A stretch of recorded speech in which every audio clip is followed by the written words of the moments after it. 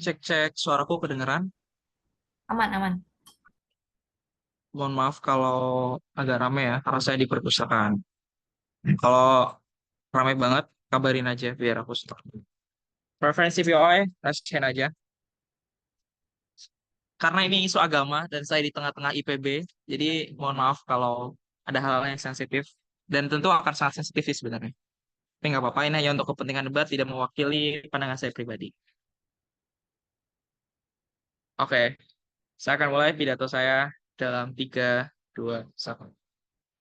Dua framing penting dalam debat ini. Debat ini tidak akan berbicara bahwa kitab suci itu benar atau salah. Debat ini akan berbicara tentang norma infalibilitas, yaitu norma yang berpandangan bahwa setiap orang yang melempar opini yang bertentangan dengan kitab suci dianggap sebagai orang yang meragukan agama, dianggap sebagai pendosa, dianggap sebagai orang yang tidak bermoral, dan berefek pada banyak hal seperti mereka dijauhi dari lingkungan sosial atau menutup diskusi antara agama dan masyarakat yang skeptis terhadap agama.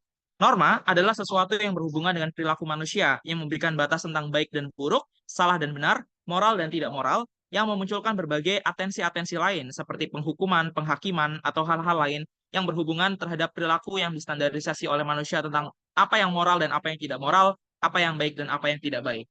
Opening government ingin hidup di dunia saat norma infalibilitas tidak ada, di mana semua orang punya hak untuk skeptis terhadap kitab suci, dengan tujuan supaya terjadinya diskusi soal kitab suci itu hadir lebih masif dan lebih banyak, dan akan kami argumenkan dalam perlindungan terhadap agama itu sendiri serta aktor-aktor minoritas yang sulit untuk memahami agama.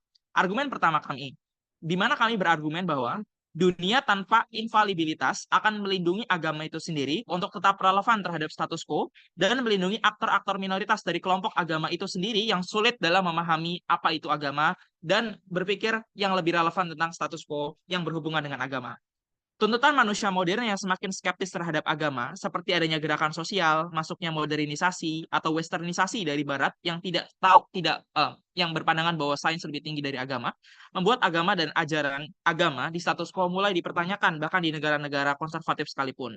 Misalnya, di ajaran agama Islam sangat banyak pertanyaan apakah ajaran agama soal berpoligami dalam agama Islam itu boleh atau tidak, dan banyak di question oleh PSI, di question oleh gerakan feminisme bahwa Islam adalah agama yang cukup jahat karena memperbolehkan laki-laki berpoligami dengan perempuan tidak boleh berpoligami. Atau yang kedua, ajaran saling mengingatkan satu sama lain itu bahkan sering diinvalidasi di media sosial atas nama privasi orang lain, atas nama kebebasan orang lain, bahkan mengingatkan atas kesalahan saja mulai diinvalidasi orang-orang di media sosial.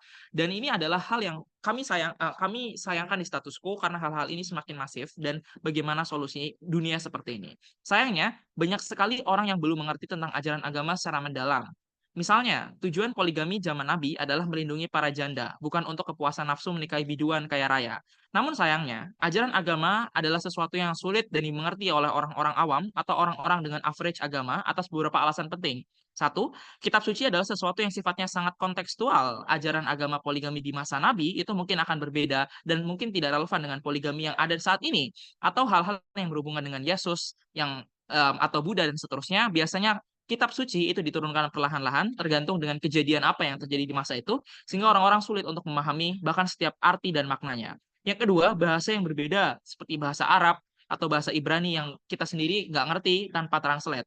Atau ketiga, banyak sekali penafsiran, bahkan tafsir tentang hijab aja berbeda antar ustadz, seperti Quraisy Shihab yang menafsirkan bahwa hijab itu tidak selalu dengan kain dan seterusnya. Atau yang terakhir, waktu belajar yang sedikit kayak Firas yang mungkin nggak sekolah madrasah dan lain sebagainya membuat mereka nggak ngerti soal agama secara mendalam karena mereka lebih banyak sekolah di SD-SD. Ini berbahaya bagi aktor rentan, yaitu mereka yang tidak bisa mengakses keempat hal tersebut. Mereka mungkin akan skeptis dan berpandangan karena banyak sekali tuntutan dari status quo yang atau ajaran konservatif orang tua mereka tidak berhasil membendung ajaran westernisasi, dan mereka bertanya secara skeptis kepada agama Islam tentang kenapa agama Islam sangat diskriminatif terhadap perempuan tanpa tahu kontekstualisasi bahwa agama Islam adalah agama yang sangat melindungi perempuan, bahkan mengutamakan perempuan di atas laki-laki. Pertanyaan ini valid karena mungkin mereka belum memahami dan mengerti kitab suci secara utuh dan keseluruhan karena ada keterbatasan yang saya jelaskan tadi. Tapi sayangnya, infalibilitas membuat pertanyaan dari minoritas ini akan selalu diinvalidasi oleh orang-orang yang ngerti agama atau selalu berusaha diinvalidasi oleh orang-orang yang hidup dan paham tentang agama itu sendiri.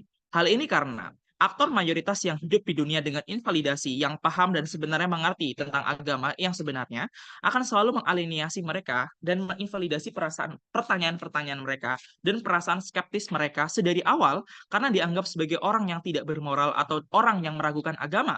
Dan meragukan agama termasuk dengan mempertanyakan hal-hal yang sangat sensitif, termasuk di dalamnya adalah ajaran yang pasti, itu biasanya sangat sensitif kepada kaum-kaum yang memang sudah mengerti dan akan berusaha menjauhkan ini dengan hanya bilang, ya udah, karena udah tertulis, kita nggak usah bahas, bahas yang lain aja.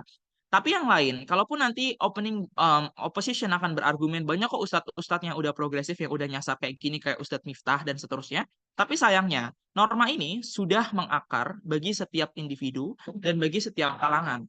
Jadi kalaupun ustadz yang mau ngejelasin ada, orangnya tuh udah takut duluan karena adanya judgmental yang sudah menjadi standar moral yang sudah ditanamkan oleh orang tua mereka sedari kecil, tapi sebelum itu ada interupsi.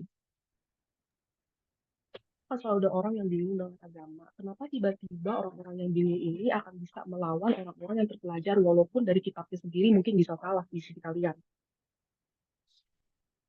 Agak kurang jelas pertanyaannya, tapi yang jelas bentuknya nanti adalah ini akan masuk ke argumen saya selanjutnya. Bagaimana proses pertanyaan-pertanyaan atau invalidasi ini membuat agama menjadi terlindungi dan bagaimana prosesnya yang terjadi. Satu, setidaknya diskusi antar lintas agama atau diskusi dengan orang-orang yang skeptis terhadap agama, orang-orang yang berpotensi murtad dari agama akan menjadi lebih banyak di status quo karena mempertanyakan kitab suci adalah sesuatu hal yang wajar, sesuatu hal yang bare minimum kayak pengajian-pengajian biasa akan banyak pengajian-pengajian yang berisi ajaran-ajaran tentang yang isi pertanyaannya adalah pertanyaan-pertanyaan skeptis dan tidak dibubarkan seperti pengajian Ustadz yang dari India tuh siapa namanya yang sering diskusi agama itu yang tidak boleh masuk ke Indonesia karena dianggap mengganggu agama lain atau mengganggu kestabilan kerukunan beragama. Sehingga saya rasa diskusi-diskusi itu akan membawa konteks-konteks yang hilang di status quo yang akan jauh lebih melindungi agama itu sendiri. Agama tidak dianggap sebagai entitas yang kaku, yang skeptis terhadap pertanyaan-pertanyaan yang ditinggalkan selama ini. Ini membuat agama akan berusaha tetap relevan terhadap berbagai hal tentang ajarannya, seperti integrasi feminisme yang lebih relevan terhadap status quo. Salah satu agama itu selalu diciptakan atau kitab suci selalu diciptakan untuk relevan terhadap status quo. Namun sayangnya, karena adanya infalibilitas ini, agama yang harusnya bisa relevan dan update terhadap perkembangan status quo. Misalnya bagaimana membentuk feminisme Islam yang sekarang sudah banyak pergerakannya, itu menjadi tidak ada. Karena orang dari internalnya sendiri untuk membahas tentang agama itu sendiri itu udah dialiniasi dari awal atau sudah menutup diri untuk mau melakukan itu, sehingga perlindungan terhadap agama dan mungkin westernisasi akan mengalahkan agama karena agama tidak bisa relevan untuk bisa menjelaskan semua, sehingga kami ingin dunia tanpa infabilitas di mana bertanya tentang agama dan ajarannya adalah hal yang wajar dan dinormalisasi. Vote on opening government. Terima kasih pembicara pertama dari tim Pro 1. Saya undang pembicara pertama dari tim Kontra 1. Tes izin subscriber. Boleh, suaranya kecil banget. Tes kalau segini apa kedengeran Kak? Oke. Oke. Oke.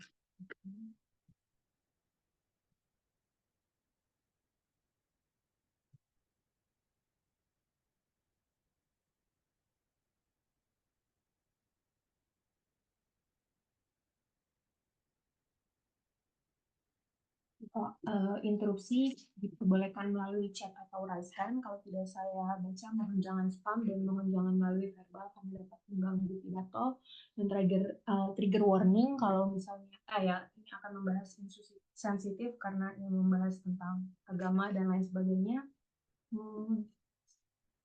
Pidato akan saya mulai dalam 3, 2, 1.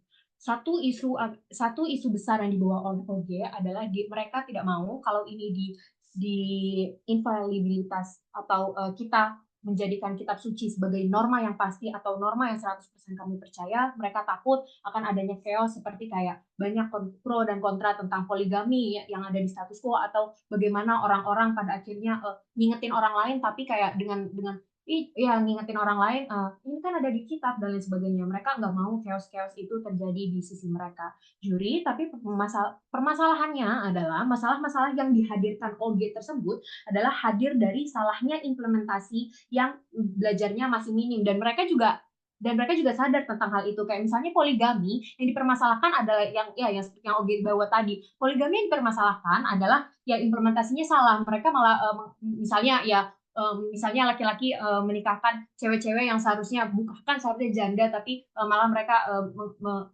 menikahkan cewek-cewek yang mampu dan lain sebagainya, sama dengan mengingatkan yang seharusnya di dalam kitab suci harusnya mengingatkannya itu ada tata tertib atau cara-caranya, seperti mengingatkan di tempat yang bersifat individu atau sendiri, bukan di tempat umum dan lain sebagainya. Nah, dari salah implementasi tersebut, makanya itulah yang menyebabkan chaosnya atau ya permasalahan yang hadir di status quo. Mereka takut kalau kitab suci ini menjadi norma akan menjadi permasalahan tersebut. Justru ketika ini tidak ketika ini kita tidak dijadikan sebuah norma yang pasti ini tidak akan terjadi di sisi mereka, karena ya ketika kitab suci ini tidak dijadikan norma atau ini nggak wajib, ya justru orang-orang nggak mau belajar lebih dalam, karena mereka pun juga sadar bahwa permasalahannya adalah implementasinya yang salah. Ya, permasalahannya yang salah adalah waktu dari belajarnya itu yang masih minim. Nah, makanya ketika ini tidak dijadikan norma yang pasti, orang-orang bakal nggak mau untuk belajar lebih dalam. Kayak contohnya, orang-orang bakal, ternyata banyak orang yang nggak percaya, atau banyak orang-orang yang nggak meyakini kitab suci ini sebagai norma, jadi ya ngapain belajar kitab suci, atau kayak ya udah saya bertindak semaunya aja ya, karena memang di status quo aja di dunia mereka kitab suci ini tidak dijadikan norma yang pasti. Bandingkan di dunia kami ini dijadikan norma yang pasti. Pada implikasinya apa? Orang-orang akan belajar lebih dalam, ada intensi untuk belajar lebih dalam. Kalaupun ada kesalahan, orang lain atau ya masyarakat lain bisa melakukan check and balance, kayak ini salah ya orang tuanya atau teman-temannya, ini salah gini-gini dan lain sebagainya. Kenapa bisa kayak gitu? Ya karena ini dijadikan norma. Maka ketika dijadikan norma atau wajib, maka semua masyarakat berarti ada intensi untuk belajar lebih dalam, dan itu belajar lebih dalam tidak akan terjadi di sisi mereka, karena ya norma saja karena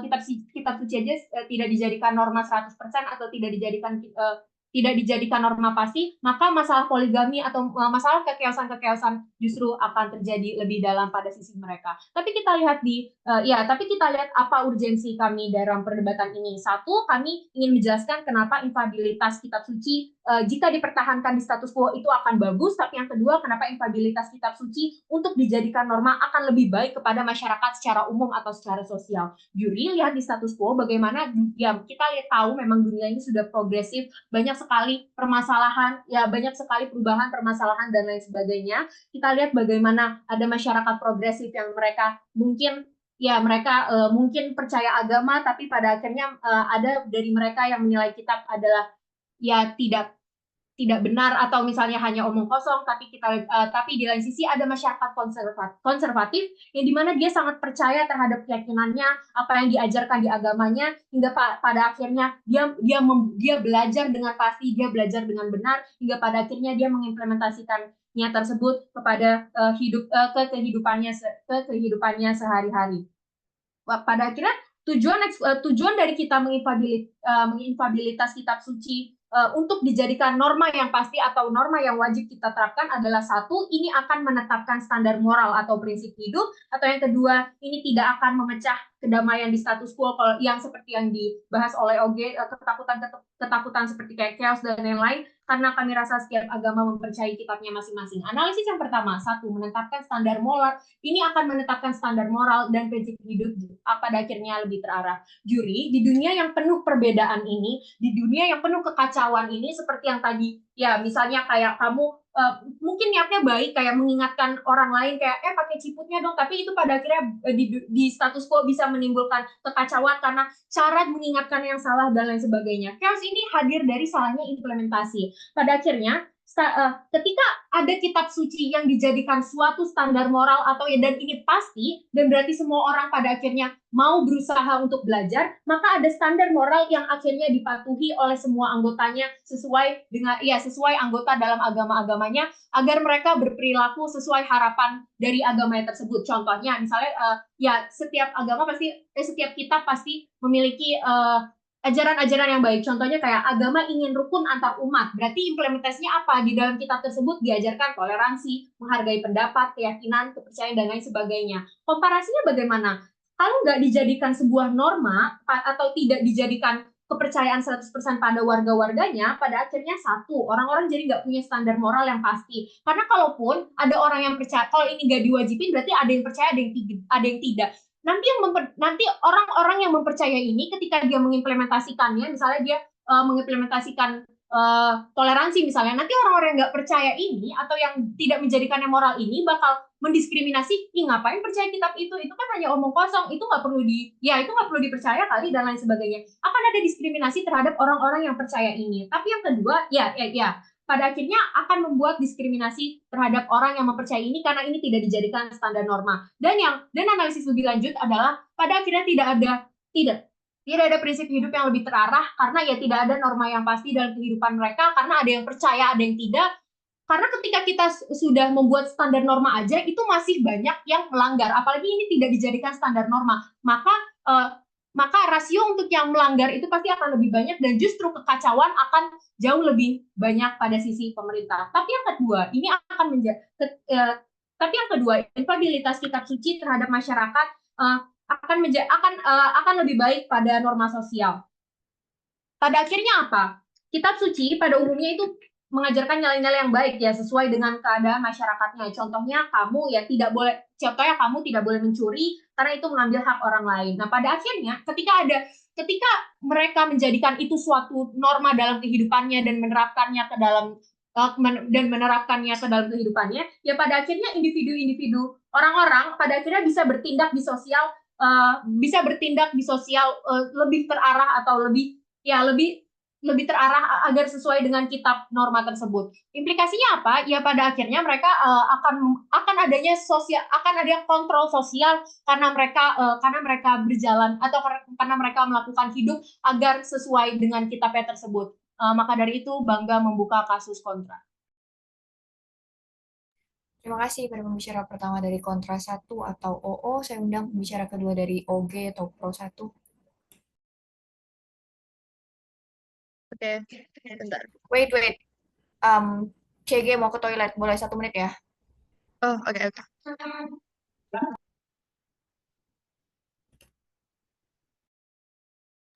Kabarin CG kalau udah balik.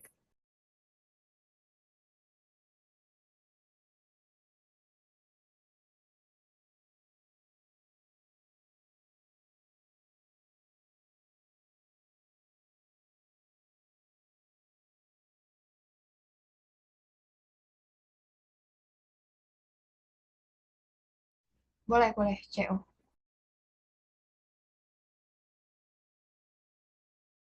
Kalau ada lagi yang lain silahkan sekarang.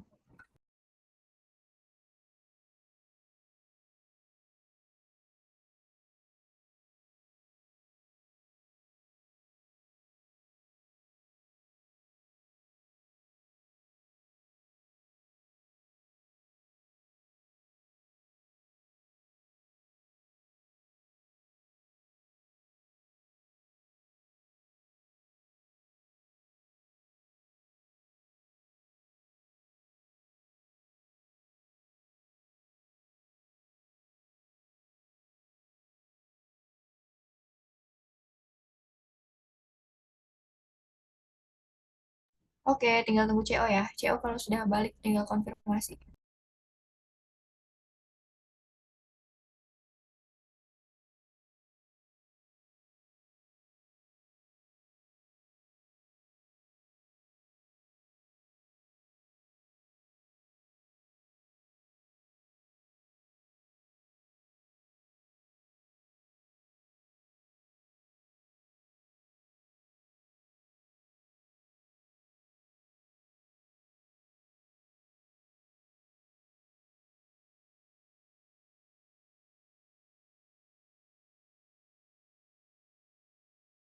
Oke, terima kasih. Silakan pembicara kedua dari OG atau pro 1. Halo. Semisal ada suara ribut di terbagangnya, mohon maaf. Oke, sebentar. klarifikasi, misal ada yang menyinggung, itu tidak bermaksud, itu hanya untuk kepentingan debat, tapi semoga tidak menyinggung. Oke, jadi itu kan saya mulai dari dalam 3, 2, agama harus tetap relevan dan harus tetap inklusif karena infallibilitas itu menghapus inklusivitas agama, padahal agama itu merupakan tempat pencarian closure bagi orang-orang. Ini adalah esensi agama untuk memberi penjelasan pada hal-hal yang tidak bisa dijelaskan, seperti apa tujuan kita hidup misalnya. Sehingga semisal aku bertanya siapa itu Tuhan atau kenapa bisa jadi Tuhan, di sisi mereka, ketika infallibilitas ini menjadi suatu norma, ketika orang-orang yang mulai ragu dan mempertanyaan dan ada di posisi yang paling rentan, di mana mereka mungkin yang agak jauh dari agamanya misalnya, dan mereka rentan akan hidupnya misalnya dalam si mereka itu hanya akan dijawab dengan dia baca aja begaut kita atau baca aja kitab misalnya, sehingga dalam sisi kami namun perbedaannya dalam sisi kami adalah kami akan memantik adanya diskusi-diskusi ini, dan ini penting dikarenakan dalam sisi kami agama itu akan semakin sesuai dengan jati diri dikarenakan adanya proses diskusi dan juga proses penyesuaian diri ini, dikarenakan bukan merupakan suatu kebenaran objektivitas dalam sisi kami. Sehingga agama itu penting untuk sumber keterangan tanpa pengaruh maya dan itu hanya akan terjadi dalam sisi kami. 3 poin. 1, ketika OO itu bilang kalau misalnya, oh malah justru ini tuh buat belajar lebih dalam bagi umat-umatnya. Ada 2 respon. 1, juri kami rasa untuk pembelajaran agama yang lebih dalam atau pembelajaran agama saja itu sudah menjadi suatu keharusan anyway di agama-agama apa aja. Kami rasa di Hindu itu kamu baca satu sloka setiap hari gitu misalnya. Sehingga kami rasa urgensi untuk belajar lebih dalam itu bukan suatu benefit yang lebih besar dari sisi mereka. Karena ini simetris. Namun 2, juri tapi tilik lagi arti belajar dalam sisi mereka itu apa? Arti belajar dalam sisi mereka itu hanya akan menelan apa aja yang disuap. Tidak ada proses pencarian kebenaran atau penyesuaian nilai agama dengan jati diri kalian sendiri. Komparasi dalam sisi kami, di mana pembelajaran yang akan terjadi dalam sisi kami, itu berdasarkan pertanyaan-pertanyaan, berdasarkan diskusi-diskusi, dikarenakan orang-orang ataupun masyarakat sekitar juga percaya kalau misalnya skeptisisme dan juga pertanyaan akan agama itu merupakan hal yang nggak apa-apa, karena validitas kalau misal pertanyaan itu nggak apa-apa, maka dari itu akan dijawab dengan hal yang valid juga. Sehingga proses diskusi yang lebih baik dan juga proses penyesuaian yang lebih baik ini akan membuat proses pembelajaran yang lebih efektif dibandingkan pembelajaran dalam sisi mereka yang hanya merupakan disuap terus kayak kamu telan. Namun yang kedua, mereka bilang kalau misalnya ini tuh baik untuk standar moralitas. Namun juri, kami rasa di dunia yang tidak ada infalibilitas kitab suci, itu bukan berarti dalam sistem itu akan langsung menghapus semua ajaran dan juga langsung merombak semua ajaran yang telah ada di kitab suci selama ribuan tahun. Dikarenakan nilai-nilai moralitas yang basic seperti tidak boleh berbohong ataupun standar-standar moralitas lainnya, itu kami rasa masih ada dikarenakan itu merupakan ya moral kompas seorang manusia secara intrinsik. Namun, dalam sisi kami, perbedaannya dalam standar moralnya adalah adanya normalisasi diskusi misalnya. Misalnya, pada diskusi-diskusi antar agama. Karena dalam sisi mereka, infalibilitas ini membuat batas agama atau dinding antar agama itu akan semakin besar. Semisal, itu orang Kristen itu nanya kenapa orang Hindu itu harus nggak boleh makan sapi misalnya. Dalam sisi kami, itu setidaknya kami akan menjawab hal tersebut dan juga ada proses toleransi, sehingga inilah yang menjawab proses toleransi dan juga step by step mekanisme dari toleransi yang merupakan benefit dari sisi mereka. Itu menjawab prasyarat dari adanya toleransi tersebut, di mana orang-orang itu harus bersedia untuk menjawab pertanyaan-pertanyaan mengenai kitab suci yang tidak dianggap objektif secara kebenaran gitu misalnya. Namun yang terakhir, mereka bilang kalau misalnya, oh tapi di standar moralitas di sisi pemerintah itu nggak ada karena ada yang percaya, ada juga kok yang nggak percaya juga. Namun juri, kami rasa di kedua sisi, perbandingannya di kedua sisi itu tetap ada juga orang-orang yang nggak percaya dalam sisi mereka. Namun perbandingannya adalah mereka dalam sisi kami itu yang mereka yang nggak percaya itu mereka tidak akan mendapatkan diskriminasi secara terus-menerus. Pertanyaan mereka tidak akan diinvalidasi secara terus-menerus. Padahal mereka adalah di posisi yang paling rentan di mana mereka ingin bertanya apakah agama mereka itu sesuai dengan mereka atau tidak.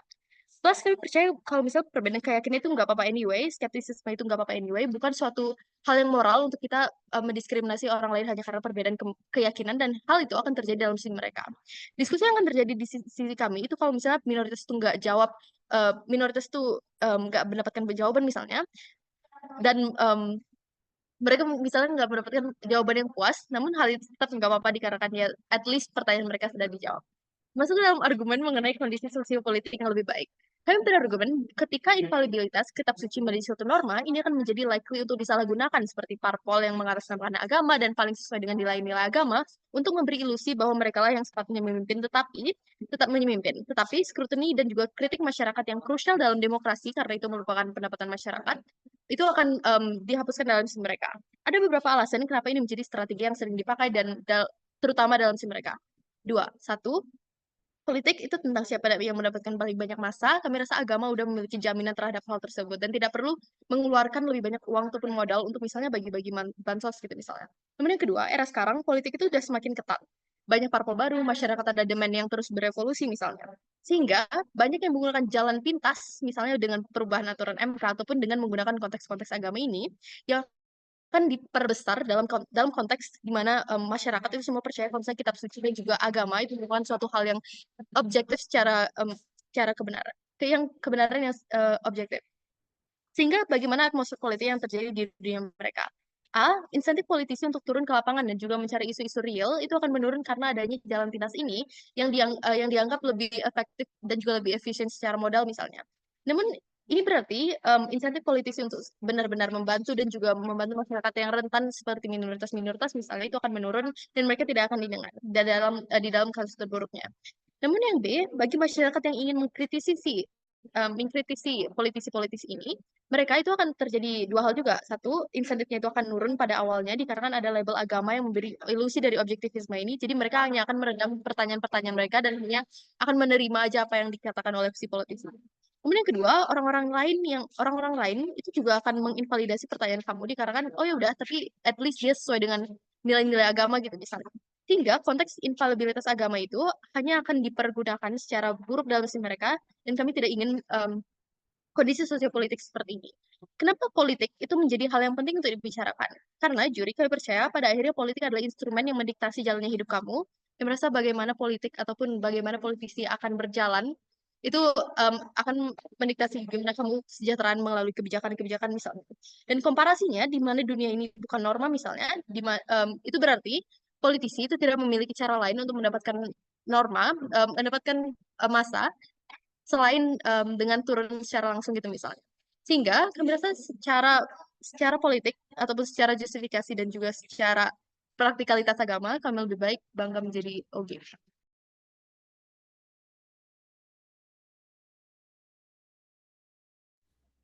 Terima kasih pembicara kedua dari tim Pro 1 atau OG. Saya undang pembicara kedua dari tim OO atau Kontra 1. Tes, apakah suara saya terdengar? Iya, jelas. Oke. Untuk preferensi interupsi melalui resen atau kolom chat, jangan verbal karena akan mengganggu dan tolong kasih interval. Oke, trigger warning karena ini pembahasan terkait agama dan saya akan menyebutkan partai-partai politik tertentu. Ini hanya untuk kepentingan debat semata, bukan pandangan pribadi saya.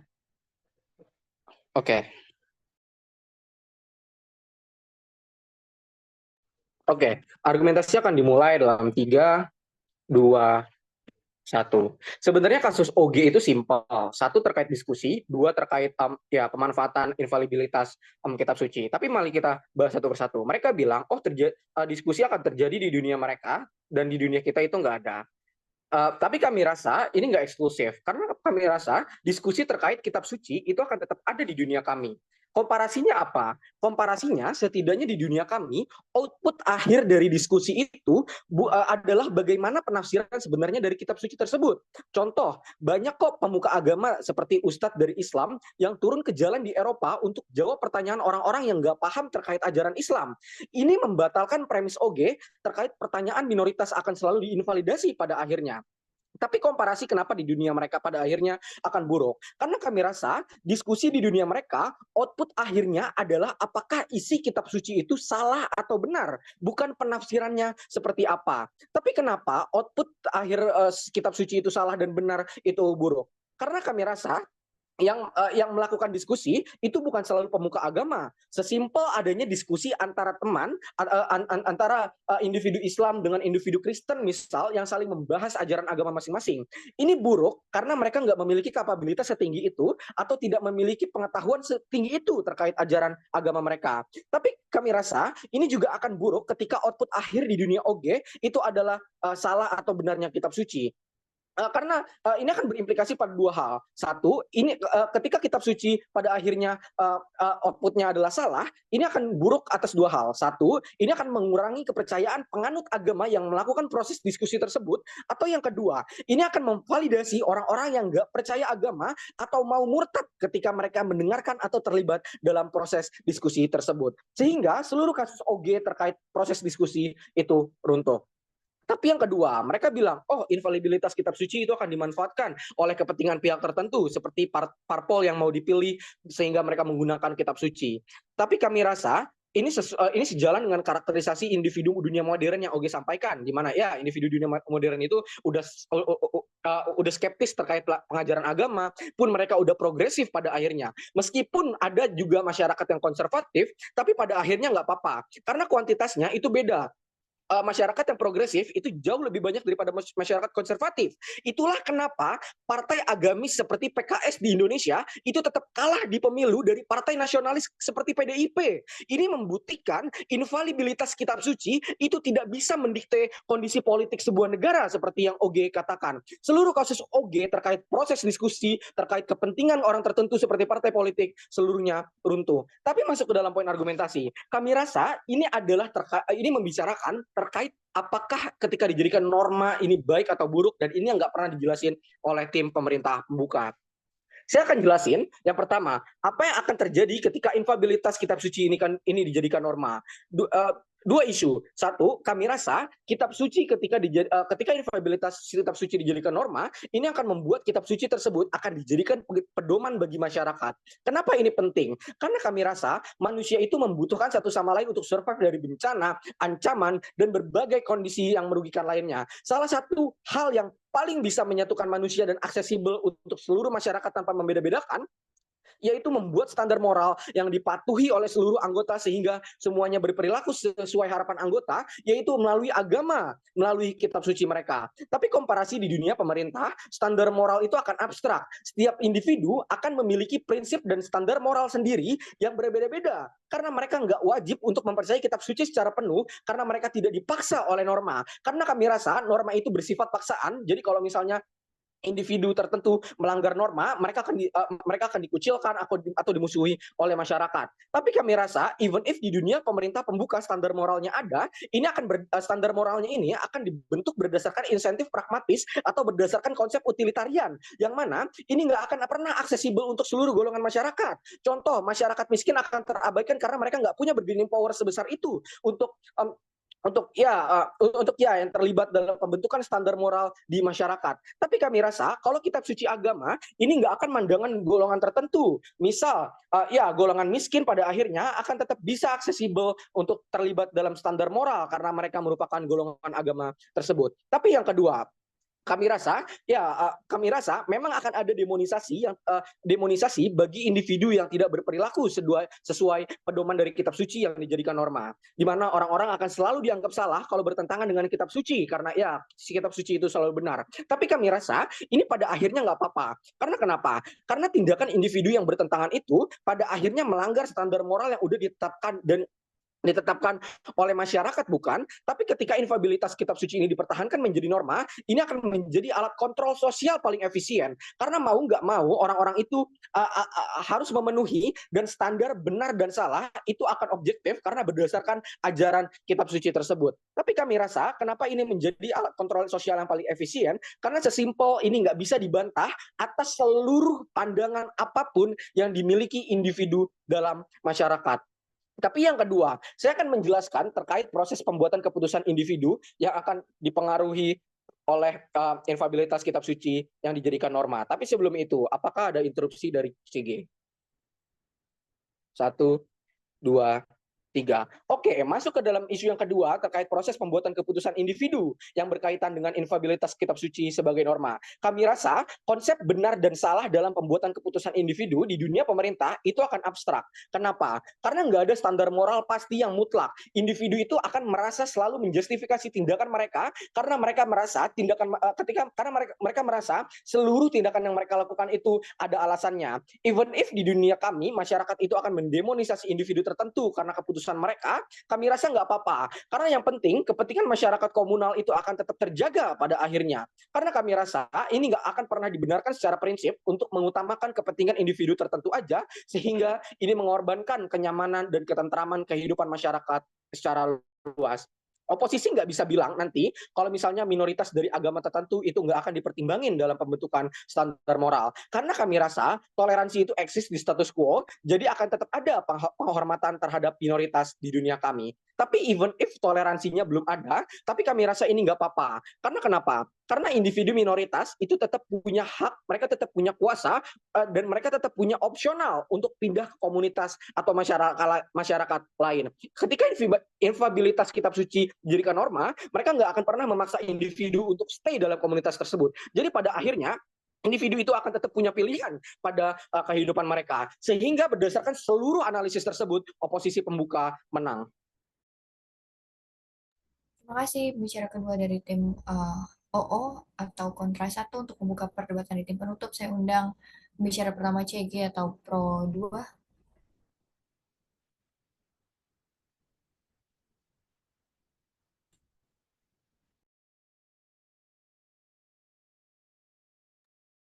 Cek, kedengaran nggak, Kak? Kedengaran. Wait. Aku mau set timer recording dulu. Bentar.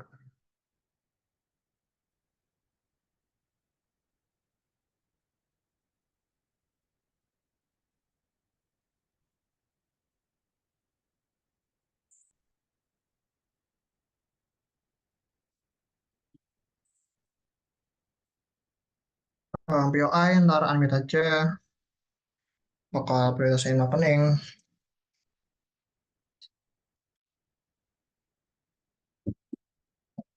Terus juga karena emosinya agak itu ya, jadi kalau ada salah ngomong dan lain sebagainya, sorry.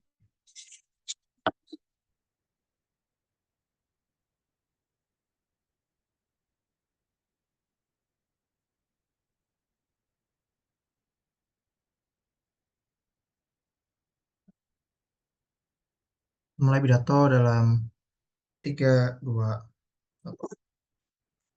Semua agama itu benar, yang salah itu adalah bagaimana persepsi orang atau interpretasi orang yang ya menginterpretasikannya. Ini framing kusai dan kami rasa ini sesuatu yang sangat penting dalam perdebatan ini. Tapi frame out opening dulu. Kenapa mereka gagal? Satu, ini tuh mosinya adalah preferring word atau mosi dunia mana yang lebih bagus. Artinya kamu harus ngereset dunianya, kamu harus ngasih visualis dunia itu bakal seperti apa. Kami rasa ini nggak pernah ada di si opening, itulah kenapa aku yakin Jess juga pasti bingung buat ngasih debatnya dunia itu bakal seperti apa. Karena OG bermain di situasi kayak ya udah ntar bakal ada diskusi dan lain perubahan dan lain sebagainya, tapi di oposisi ngomongin soal bakal ada judgement dari orang dan lain sebagainya, situasinya udah berbeda. Tapi kedua, kami rasa perombakan dan diskusi yang diomongin sama OG itu tuh sudah nggak penting dari awal. Karena dari awal orang tuh bakal punya kebebasan dalam penafsiran ajaran agama mereka. Artinya apa? Diskusi itu ya udah menjadi sesuatu yang sangat penting. Itu bukan yang udah jadi ada dari awal, itu bukan sesuatu yang sangat penting untuk dilanjutkan dan lain sebagainya. Tapi ketiga, kami rasa kitab suci itu bakal benar dan salahnya. Tapi bagaimana kebebasan persepsi dan cara pandang orang yang bakal menjadi sesuatu yang sangat penting. Akan aku jelaskan nanti visualisasi bakal seperti apa. Tapi respon dulu satu demi satu. Kami rasa apa yang diomongin sama OO itu aneh. Satu, mereka nggak pernah ngasih proses analisis gimana dunia di mereka bakal menjadi sesuatu yang sangat menguntungkan. Apalagi buat orang-orang yang misalnya ya udah mereka aktor rentan seperti LGBT dan lain sebagainya. Ataupun ngomongin soal adanya prinsip hidup seperti diskriminasi. Kenapa ini sesuatu yang sangat eksklusif di sisi mereka? Karena kami rasa modernnya bakal inklusif di dua sisi. Karena terlepas akan ada ya kebebasan stigma atau tidak, orang-orang bakal judgment terhadap minoritas karena mereka nggak punya kemampuan dan lain sebagainya. Di sisi kita bakal melindungi orang-orang tersebut, apalagi orang-orang yang pernah ada perlindungan dari agama. Karena paling tidak ketika ada agama, kalau punya orang-orang di belakangmu yang kuat misalnya, meskipun kamu minoritas, tapi ketika kamu menjadi bagian dari agama, kamu bisa ngomong, oh aku bagian dari ya anggota ini. Bahkan ada orang-orang di belakang yang mendukung. Standarisasi normalisasi yang dimauin mereka itu nggak jelas. Tapi manifestasi yang mereka inginkan itu nggak jelas. Kayak gimana sih proteksi yang mereka inginkan terhadap orang-orang itu? Itulah bagaimana CG bakal masuk ke dalam perdebatan ini. Bakal jelasin gimana bentuk manifestasinya itu secara jelas. Tapi kedua, aku bakal juga ngomongin gimana sih bentuk-bentuk bentuk internalisasinya dalam institusi agama. Kenapa ini menjadi sangat penting? Semua respon bakal masuk ke dalam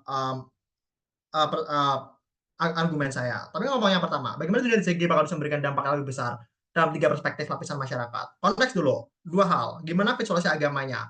Kami rasa perspektif agamanya itu bakal banyak. Bakal ada orang-orang yang percaya pandang mereka pasti benar dan lain sebagainya. Itu adalah sesuatu yang terjadi ketika infabilitas ini muncul. Tapi di sisi kita, ketika nggak ada infabilitas atau ini bukan sebagai norma, orang-orang bakal merasa bahwa cara pandangnya bukan yang paling penting, atau mereka bakal lebih terbuka tentang kemungkinan mereka salah dan lain sebagainya. Mereka bakal ada menerima adanya perubahan, entah itu perubahan sosial, teknologi dan lain sebagainya. Itulah yang kita inginkan. Bukan berarti norma agama itu menjadi nggak penting seperti yang diomongin itu salah. Tapi kedua, apa sebenarnya tujuan dari agama itu sendiri? Kami rasa tujuan dari agama adalah bagaimana ini bisa memberikan rasa nyaman atau ketenangan dalam kehidupan lo. Itulah kenapa ketika aku gagal jadi delegasi NUDC, aku langsung sholat dan mengadu ke Allah. Kenapa ya kehidupanku menjadi seberantakan ini dan lain sebagainya? Rasa nyaman inilah yang aku inginkan pada akhirnya. Tapi bagaimana ini bisa mengakomodasi semua orang pada akhirnya di sisi kita? 3 spektrum. Pertama, spektrum orang-orang yang progresif seperti LGBT atau orang-orang social dan lain sebagainya.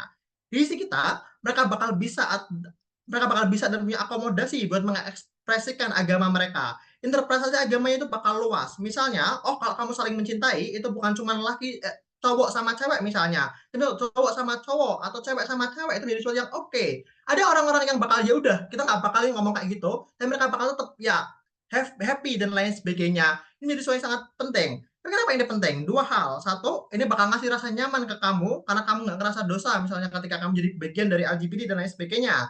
Tapi kedua, kamu bakal punya tempat kembali saat kamu ada masalah. Kamu tetap bisa beribadah dan lain sebagainya. Itu sesuatu yang nggak bakal mungkin jadi ketika interpretasi dunianya itu tuh terbatas terhadap orang-orang tertentu pada akhirnya. Kami rasa ini bukan jadi sesuatu yang sangat menguntungkan di sisi Tapi kedua, bagi orang-orang yang gray area, misalnya seperti Hazel, mereka nggak bakal terjebak dalam dogma-dogma agama yang terlalu rigid atau terlalu tradisional. Misalnya, Hazel nggak bakal merasa bersalah kalau dia mau ngelakuin sesuatu yang tidak diizinkan agama misalnya. Misalnya dia pengen penelitian, bikin roket misalnya, karena di surat Ar-Rahman, manusia itu nggak boleh pergi ke bulan, itu menjadi sesuatu yang dosa. Misalnya kamu melakukan penelitian tersebut, di sisi CG, kamu nggak bakal merasa bersalah atau questioning terhadap keputusanmu. Di sisi ketika interpretasinya itu terbatas terhadap hal yang benar doang, kamu bakal merasa terus bersalah. Ini bukan menjadi sesuatu yang menguntungkan. Pada akhirnya kamu nggak bakal dapat kebahagiaannya. Tapi ketiga, bahkan di skenario terburuk ketika orang-orangnya konservatif, 2 hal. 1, kita reset dunianya, artinya apa? Di kita kemungkinan bakal ada orang-orang konservatif, itu bakal semakin dikit, karena dari awal cara pandangnya itu udah luas. Orang-orang yang cara pandang mereka rigid dan ekstremis, itu bakal udah hilang di sisi kita dari awal. Tapi bahkan jika pun masih ada, kami jumlahnya dikit, dan kami rasa mereka bakal bisa memeluk agama mereka tanpa permasalahan apapun. Kami rasa ini menjadi cukup penting. Tapi gimana bentuk manifestasinya? Dalam 3 hal. 1, ini bakal ngasih perkembangan institusi agama yang lebih bagus. Kenapa seperti itu? Kalau kamu lihat kasusnya NU, mereka tuh bingung gimana ngelola duit mereka, karena mereka takut kalau aku taruh duitku di bank, itu menjadi sesuatu yang haram misalnya, dan aku bakal dapat duit riba dan lain sebagainya. Di sisi kita, institusi agama seperti NU bisa naruh duit-duit mereka di obligasi, di saham, di kripto mungkin, untuk meningkatkan kapasitas keuangan mereka. Ini bakal ngasih kemampuan mereka untuk mengakselerasi perkembangan mereka ke depannya. Ini penting karena mereka bisa memfasilitasi keinginan dari umat-umat mereka. Misal bangun universitas NU atau bangun masjid-masjid NU yang lebih bagus di pelosok dan lain sebagainya. Ini sangat penting dan nggak bakal pernah bisa terjadi di sisi oposisi. Tapi kedua, penurunan ekstremis atau aksi teror misalnya. Karena kami rasa orang-orang bakal menjadi lebih terbuka, mereka nggak bakal ada orang-orang rigid, misalnya kayak si yang percaya bahwa kayak setiap orang kafir itu darahnya halal misalnya. Di sini kita interpretasinya bakal lebih luas. Apakah kafir itu halal atau seperti apa? Bakal lebih gampang, mereka bakal penetrasi dengan isu-isu progresif dan lain sebagainya. Karena ini menjadi sangat penting, ini menjadi prerequisite akan perubahan atau proteksi dari banyak orang yang diomongin oleh OG. Tapi ketiga, dari agamanya sendiri. Ini penting karena ini bakal ngasih rasa kebahagiaan atau pemenuhan kebahagiaan yang lebih mudah. Kemudian kebahagiaanmu itu nggak terlalu soal, oh kamu harus ngelakuin sesuatu yang luar biasa seperti naik haji dan lain sebagainya. Kayak bakal lebih terbuka untuk hal kecil. Misalnya ya udah kebahagiaanmu sebagai LGBT dan lain sebagainya. Kayak bakal bisa mengapresiasi hal tersebut. Apa penimbangannya? Dua hal. Satu, ini bisa melindungi aktor-aktor rentan menjadi sesuatu yang sangat penting pada akhirnya karena mereka orang yang paling signifikan terdampak terhadap perubahan atau dogma-dogma agama. Tapi kedua, skala keuntungannya. Kami membuktikan bahwa ini bakal menguntungkan dari 3 lapisan masyarakat atau bahkan ke institusi agamanya. Ini jauh lebih bagus dari OG yang manifestasi keuntungan mereka masih nggak jelas atau bahkan ke OO yang kasus mereka aneh, gak ada signifikasi dan prosesnya. Sangat bangga menjadi G. Sorry, PY.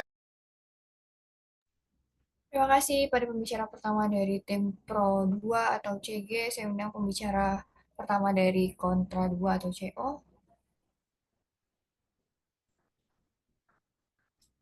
Halo, ini kedengaran nggak ya? Aman. Sip. Kalau sampai itu PO-nya dari chat, terus gitu apa aja sih tadi? Kalau sinyalnya kenapa-napa, unmute aja. Em, Doain suara gue nggak soak lagi kayak ronde semi tadi. Kasihan juga kalian yang ngedengerin. Em, Penafian, kayaknya semua bahan gue dan Citra itu berdasarkan keyakinan pribadi dan tafsiran kami juga bukan berarti yang pasti benar juga. Jadi mohon maaf kalau menyinggung. Kalau mau ada klarifikasi setelah ini boleh banget, Mas. Bentar. BTW makasih ya, debatnya seru. Hmm, Oke.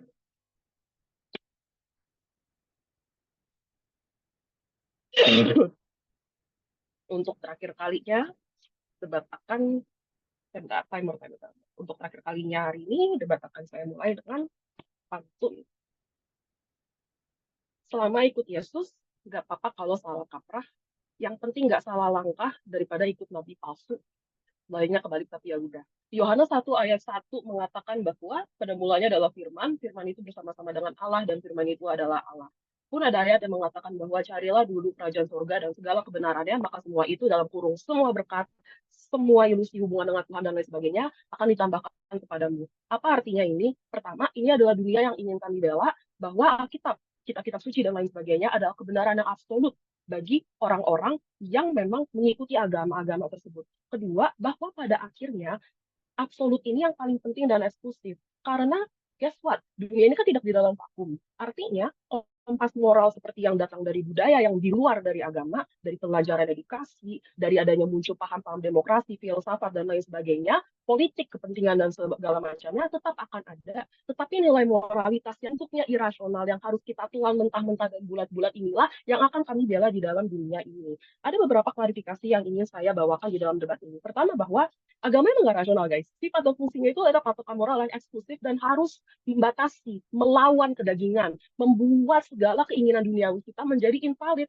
Karena hanya itulah yang membuat agama bisa menjalankan fungsi syariahnya, yang bisa menjalankan fungsi pelayanannya dan diakonianya terhadap fakir miskin misalnya, atau kaum-kaum janda yang akan selalu rentan di segala macam jenis masyarakat, bukan? Tetapi artinya, di dalam batas pengertian tersebut, harus ada konteks dari debat pembuka, kenapa sih pengajaran itu cukup, dan tidak pernah mereka buktikan kami setuju dengan penggambaran CG. Tetapi kedua, di dalam kasus Pro, baik Pro 1 maupun Pro 2, orang-orang yang egonya gede, yang songong, ahli-ahli Taurat dan Farisi yang sesat akan selalu ada. Karena dunia diriset bukan berarti tiba-tiba kerajaan Romawi itu dan Yahudi tiba-tiba harmonis kan pada akhirnya. Artinya harus ada patokan bagaimana cara klarifikasi kitab-kitab yang bahkan dulu tidak bisa diakses sama masyarakat ini tetap ada, karena hal-hal seperti gatekeeping atau pembatasan ilmu akan tetap dilakukan. Kelompok-kelompok yang memiliki kepentingan dan mengutamakan egoisme mereka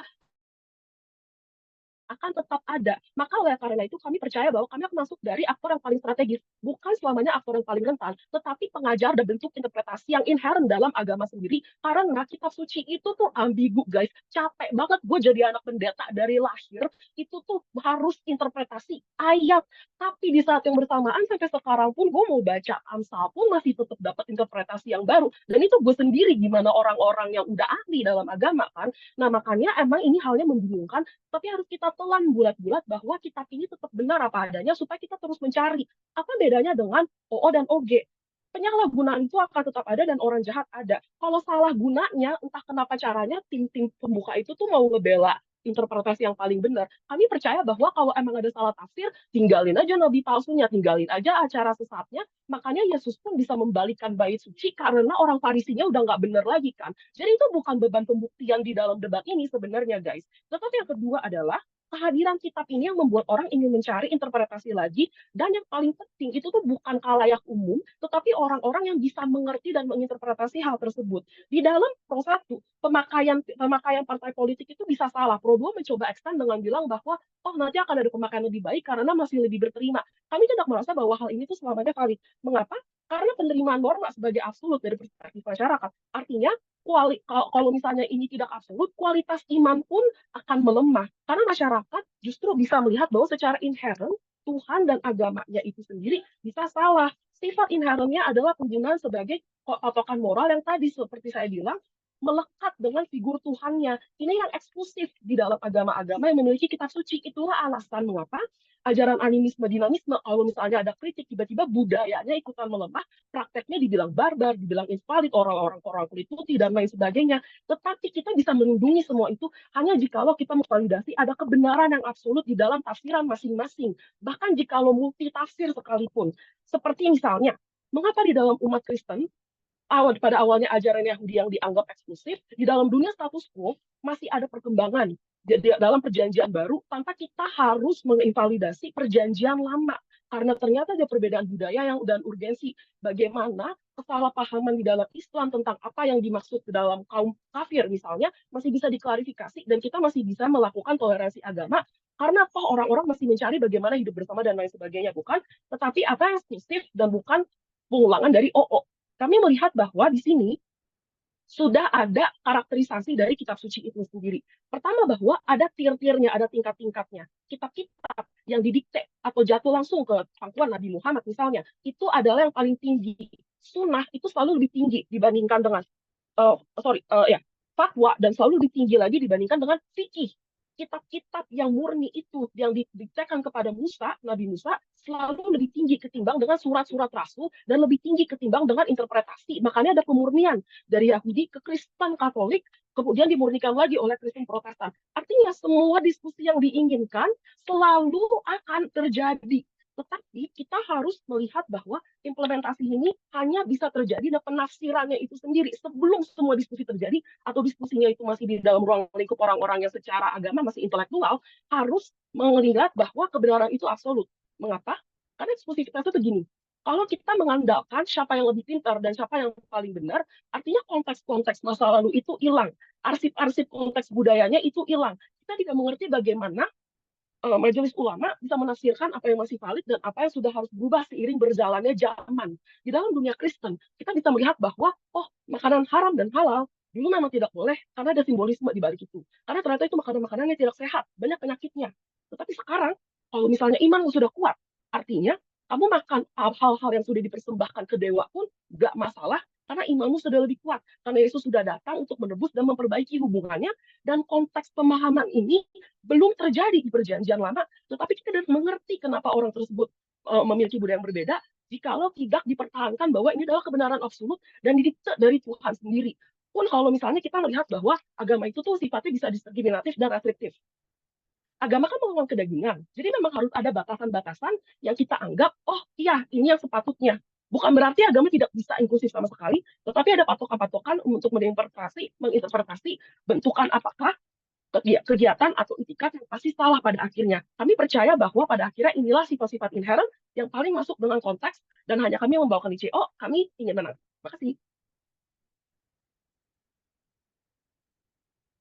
Terima kasih pembicara pertama dari tim kontra 2 atau CO. Saya undang kepada pembicara kedua dari tim pro 2 atau CG.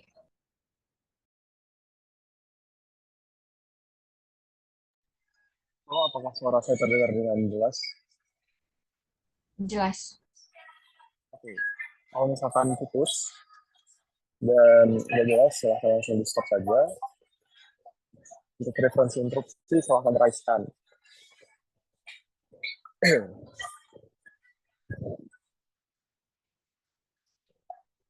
atur timer sebentar, memulai kasus dan 3, 2.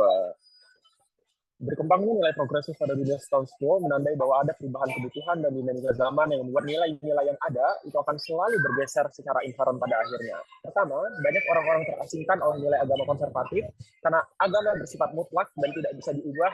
Ketika isu sosialnya berkembang sepanjang masa, banyak orang yang nggak bisa beradaptasi, berujung kepada sekularisme atau ateis misalkan. Tapi kedua, nilai agama yang bertentangan secara inherent dengan perkembangan zaman dan sains, contohnya seperti evolusi Darwin, itu bertentangan sama kisah penurunan Adam dan Hawa dan lain sebagainya. Ini frame out kasus TO soal iman bakal melemah kalau agama nggak absolut, karena kelemahan iman akan selalu hadir. Jadi tipping pointnya adalah ajaran mana yang bakal bisa cater aktor paling banyak pada akhirnya. Tapi kedua, di CG kita cater pengikut agama dalam 3 spektrum. Pertama, pengikut gray area. Jika di dunia status quo gray area banyak yang meragukan diri mereka sendiri karena tindakan yang mereka lakukan berbeda karena adanya norma infalibilitas agama. Misalkan ilmuwan yang bereksperimen dengan penelitian tertentu dianggap menjauhi nilai-nilai yang ada di kitab suci, berujung pada krisis identitas dan lain sebagainya. Dunia baru di bawah CG, orang-orang seperti ini nggak akan mengalami krisis identitas tertentu karena mereka memiliki preferensi tersendiri dalam menginterpretasikan agama mereka.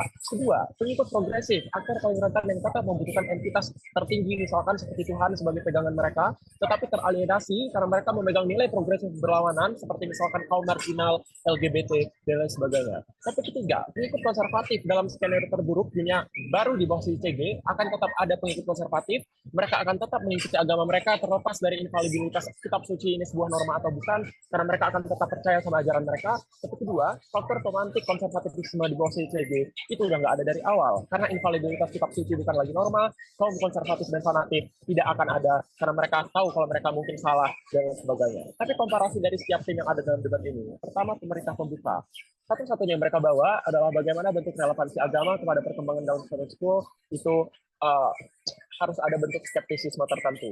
2 respon. A, penjelasan OG itu tidak jauh lebih penting daripada CG karena batas relevansi di OG hanya menjangkau bentuk subjektivitas pengikut agama tertentu seperti misalkan pengajaran poligami dan lain sebagainya. Tanpa menjelaskan kristalisasi dari diskursus atau pertentangan yang selama ini terjadi, maka implikasi di OG itu akan sangat buruk. Pertama, kasus OG jadi nggak relevan dalam debat ini karena ini debat tentang riset atau membangun dunia yang baru, maka bentuk visualisasi dan penggambaran perkembangan zaman dan agama pada sisi proposisi itu harus sangat jelas. Tapi kedua, dalam kasus terbaik OG, satu-satunya yang bisa mereka capai adalah para pengikut agama tidak bertentangan. Tapi kenapa ini penting? Kenapa ini signifikan? Tidak ada analisisnya sama sekali. Tapi B, komparasi di CG. CG menang dalam 2 matriks. Pertama, relevansi nilai agama dalam perkembangan zaman dan institusi agama itu sendiri. Bagaimana ini bisa membantu manusia untuk berkembang dengan mengikuti dinamika zaman yang ada? Atau bagaimana ini bisa menyelesaikan masalah-masalah yang seharusnya tidak muncul seperti cara mengelola keuangan instansi agama tertentu dan sebagainya. Tapi kedua, bagaimana norma ini juga akan mempengaruhi proses pengambilan keputusan seseorang. Karena agama ini nggak mutlak, kitab sucinya itu belum tentu benar sepenuhnya, dan norma ini nggak ada, proses pengambilan keputusan orang-orang, bahkan orang-orang aktor konservatif sekalipun, akan jauh lebih luas perspektifnya. Mereka tahu kitab suci belum tentu benar sepenuhnya, makanya mereka akan ambil POV lain, misalkan dari hukum, dari nilai yang menyebar di masyarakat, dan lain sebagainya dalam proses pengambilan keputusan mereka.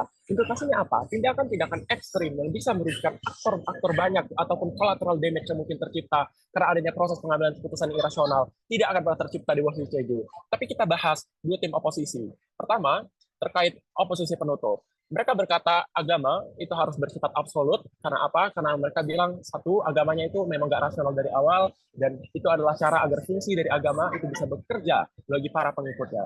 Masalahnya ada 2 hal. Satu, ajaran absolut yang coba untuk kamu bangun dan kamu percaya, meskipun kamu mengimplementasikan ajaran ini kepada orang-orang yang percaya sama agama itu sendiri, tapi ajaran ini akan tetap menyebar dan akan diimplementasikan kepada orang-orang yang bahkan nggak consented terhadap ajaran tersebut. Seperti misalkan adanya penghakiman ke agama, ke penganut agama yang berbeda, misalkan ada yang bentuk jihad atau aksi-aksi ekstrim yang dilakukan kepada orang-orang dengan agama yang berbeda dan lain sebagainya. Tapi kedua, ketika ajaran ini sudah menjangkau orang luas yang bahkan nggak consented terhadap ajaran agama tersebut, penimbangannya simpel. Mudarat ini harus dieliminasi interpretasi dari awal. Kita nggak boleh ada faktor yang bisa menyebabkan bentuk-bentuk aksi atau pengambilan keputusan seperti ini bisa terjadi dari awal. Makanya kita nggak mau dunia baru di bawah CG ada norma infalibilitas kitab suci. Tapi B, kami rasa infalibilitas ini juga bukan berlaku kepada Tuhan, tapi kepada kitab suci. Mungkin Tuhan memang mutlak benar, mungkin Tuhan itu memang selalu benar pada akhirnya. Tapi karena manusia nggak pernah dengar secara langsung atau lihat secara langsung sabda Tuhan atau bagaimana Tuhan bersabda, makanya interpretasi kitab suci lah ini satu-satunya hal yang bisa dipertanyakan oleh manusia. Makanya infalibilitas kitab suci harus ditiadakan pada akhirnya. Tapi kita bahas oposisi pembuka selanjutnya. Pertama, mereka bilang orang-orang nggak mau belajar agama karena nggak ada infalibilitas kitab suci. Ini basically sama dengan poin CO terkait bagaimana nilai agama harus jadi absolut. A, dalam kasus terburuk ini sudah terjadi di status quo. Tapi perlu ada analisis kenapa orang bisa nggak percaya sama agama di dunia status quo. Satu, mereka merasa nilainya nggak relevan. Dua, mereka merasa agama menghambat perkembangan atau mobilitas mereka. Tiga, mereka percaya kalau agama itu bukan unsur yang fundamental itu. Implikasinya apa? Agama ditinggalkan di status quo dari awal. Bentuk mudarat OO itu terjadi secara simetris di sisi mereka juga. Tapi kenapa dunia baru di sisi CG lebih baik? Satu, simple. Prasyarat orang buat ninggalin dan nggak percaya sama agamanya itu udah nggak ada di CG. Nggak ada lagi orang yang ngerasa nilai agamanya nggak relevan karena dia bisa ambil perspektif dan interpretasi sendiri. Tapi kedua, agama bukan jadi nilai terpisah dari kehidupan kamu, tapi sebagai identitas yang melekat dari kehidupan seseorang. Kenapa bisa? Manusia itu unik dan subjektif, karakteristiknya beda-beda. Agama yang bersifat mutlak nggak akan bisa cater begitu banyak manusia yang berbeda ini. Makanya di CG, infalibilitas kitab suci ini bukan sebuah norma. Orang-orang bisa adopsi agama sesuai dengan subjektivitas dan kepercayaan mereka masing-masing. Nggak apa-apa kamu jadi gay, yang penting kamu berbuat baik. Atau nggak apa-apa kamu sholatnya bolong-bolong, yang penting kamu masih niat beribadah dan lain sebagainya. Ini frame of seluruh kasus oposisi. Tapi B, kenapa penting pada akhirnya? Inilah yang bisa jadi faktor pemantik yang menautkan kesamaan agama dan kitab suci dengan kebutuhan manusia pada akhirnya. Contoh ajaran yang akan terjadi di CG gimana? Di kitab suci sekarang, mungkin kamu nggak boleh berzina atau seks bebas karena kamu bakal dibakar sama api neraka misalkan. Tapi di sisi CG, bentuk interpretasinya jadi luas. Mungkin kamu nggak boleh berzina karena itu buruk buat kesehatan kamu dan sebagainya. Ini ajaran seperti ini yang akan jauh lebih luas tersebar di sisi kita. Implikasinya apa? Bentuk standarisasi larangan dan perintah dalam kitab suci itu akan selalu dikaitkan dengan kebutuhan dan alasan yang bisa dipercaya sama manusia. Kenapa efektif? Simple. Manusia secara inherent butuh kepastian. Agama yang abstrak nggak bisa dipertanyakan pada status quo, bikin kepastian yang diinginkan sama manusia nggak pernah tercapai pada akhirnya. Tapi terakhir terkait salah implementasi karena nggak ada standar moral yang pasti. Ini simple. Bentuk standar moral dan kebaikan itu tetap ada karena satu, ini sifat alami dari manusia yang butuh rasa aman dan rasa nyaman, jadi mereka bakal membentuk peraturan sendiri. Tapi kedua, ada hukum yang juga berlaku bahkan sebelum kedatangan Islam di Arab Saudi. Bentuk-bentuk hukum seperti ini pun sudah ada dari awal. Bentuk diskusi di oposisi juga seperti bentuk penafsiran yang ada di sana akan berujung pada standar-standar tertentu yang nggak pernah bisa yang hanya akan menghambat mobilitas terkait pengikut agama tertentu. Berdasarkan alasan-alasan ini, Bangga. Terima kasih pembicara kedua dari tim Pro 2 atau CGS. Untuk menutup perdebatan kali ini saya undang pembicara kedua dari Kontra 2 atau CO. Tes suara saya terdengar jelas dan baik? Jelas dan baik.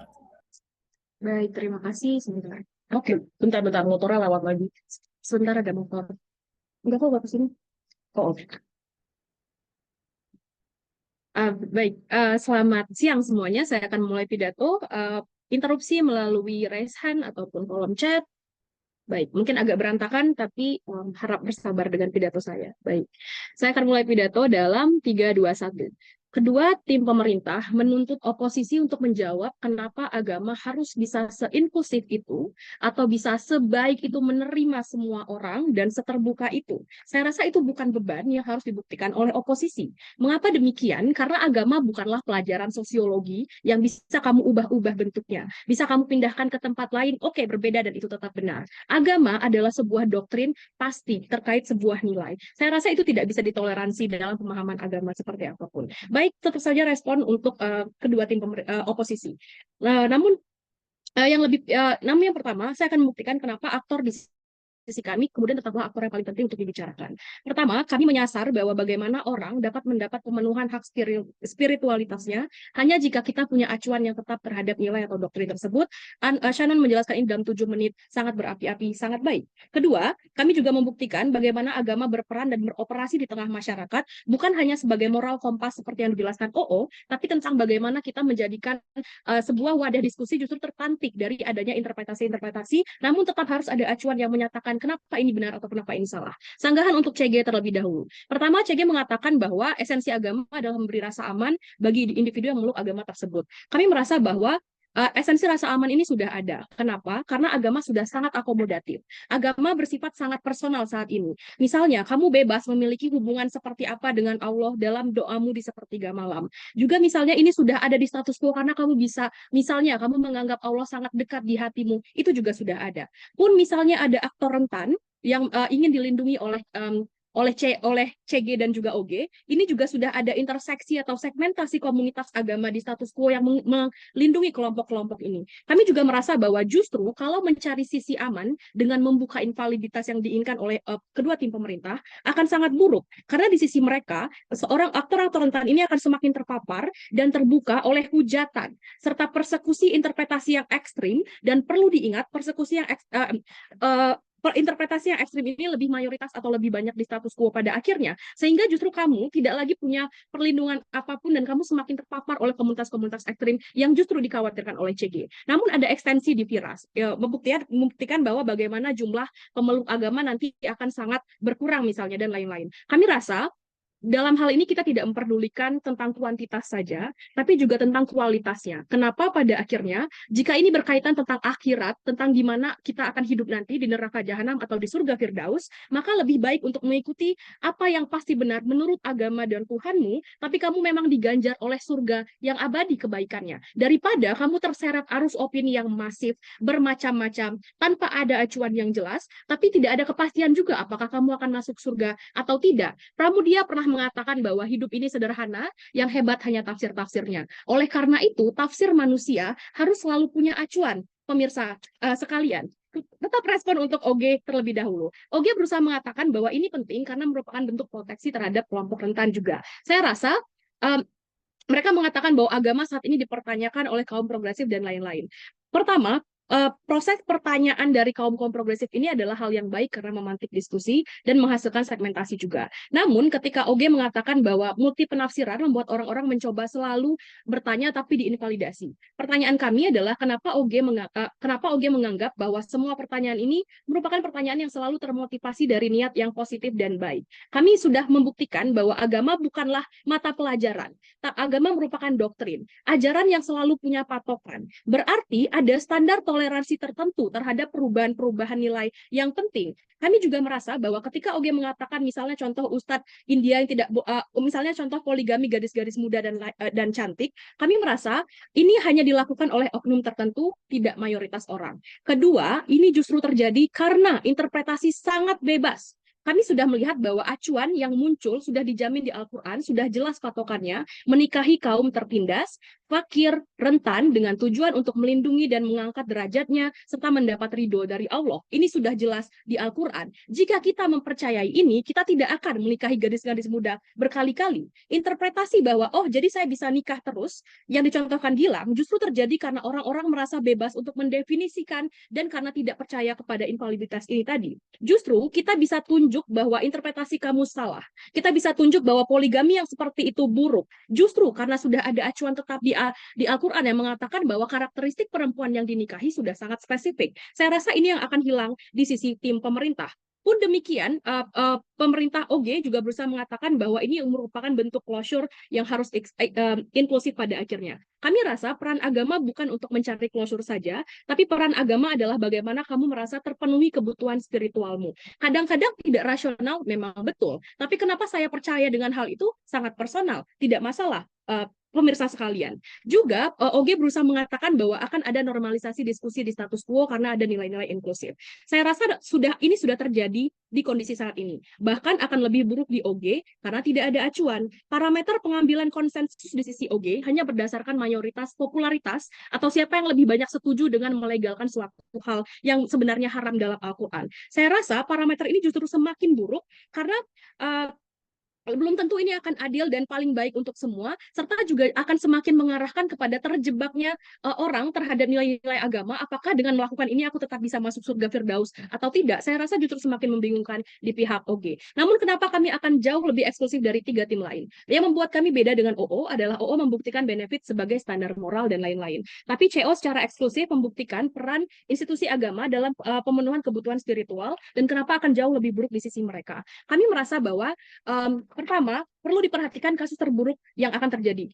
Multi interpretasi di sisi pemerintah akan semakin ekstrim karena tidak ada nilai acuan yang dipegang. Misalnya, interpretasi ayat bela agama dan syiarkan agama Allah dalam Al-Quran diinterpretasikan ekstrim ke justifikasi peperangan. Namun, kita bisa menolak dan menyesalkan itu justru karena ada ayat dalam Al-Quran yang mengatakan tidak boleh menyakiti sesama makhluk Allah. Ini yang akan menjadi acuan dari diskusi ini, teman-teman sekalian. Bahwa ketika ada multi interpretasi yang sangat ekstrim, kita akan kembali ke nilai dasar dari agama itu, bahwa ternyata peperangan itu salah. Itulah kenapa kita bisa bilang kelompok teroris bukan bagian dari agama tertentu, karena itu bukan nilai dari yang kita inginkan. Tidak, sudah lebih habis waktunya. Kami rasa manifestasinya adalah kita bisa tunjukkan kenapa kelompok terorisme misalnya bukan bagian dari agama ini, dan kenapa kita bisa menghukum mereka atas tindakan-tindakan radikal yang ekstrim. Ini tidak akan terjadi ketika kamu membuka semua multi interpretasi yang sangat berbeda tanpa acuan sama sekali, bangga menjadi CO. Terima kasih. Terima kasih kepada pembicara kedua dari tim CO atau Kontra 2. Debatnya selesai, teman-teman sekalian. Terima kasih sudah berdebat dengan baik di ruangan ini dan memberikan yang terbaik di Grand Final. Ya, terima kasih untuk perdebatannya.